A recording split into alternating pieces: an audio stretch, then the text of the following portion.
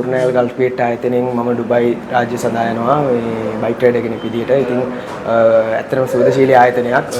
මගේ සති දෙකක් වගේ ඇතුළත මගේ પાස්පෝර්ට් සයිස් හැමදේම ඒ ඩොකියුමන්ට් ඉක්මනට ක්ලියර් කරලා මම මේ ඉක්මනට ඒ කියන්නේ අපි මොකක් හරි ප්‍රශ්නයක් තියෙනවා නම් ඒ ප්‍රශ්න විසඳ ගන්න ඔයාලට එන්න හොඳම තැන ගල්ෆ් ගේට් ආයතනය කියලා මම හිතනවා. මගේ නම ශානක. මම ඩුබයි රාජ්‍යයේ බයික් රැකියාවක් යාම සඳහා මම ගල්ෆ් ගේට් ආයතනයට පැමිණියා. ඉතාමත් විශ්වාසවන්තනීය ආයතනයක්. එම ආයතනය මගින් මට සති දෙක කාලයක් තුළ ඩුබයි රාජ්‍ය සඳහා පිටත් යාමට සලසා දුන්නා.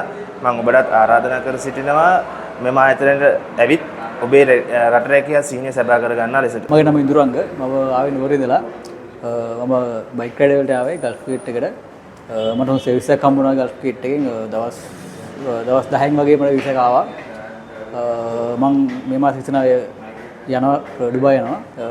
මමත් කියන ඔයගලට ගල්ෆ් ගේට් එකට එන්න හොඳ සර්විස් එකක් හම්බ වෙනවා මේ කට්ටියගෙන්. මගේ නම රවින්දු. මම ගල්ෆ් ගේට් ආයතනයෙන් විදේශ රැකියාවක් සඳහා මේ ආවා. මේ බයික් රයිඩර් මේ වැඩ ටික එහෙම ඉක්මනට වුණා. ඕගොල්ලෝ මේ ගල්ෆ් ගේට් ආයතනයෙන් විදේශගත වෙන්න එන්න.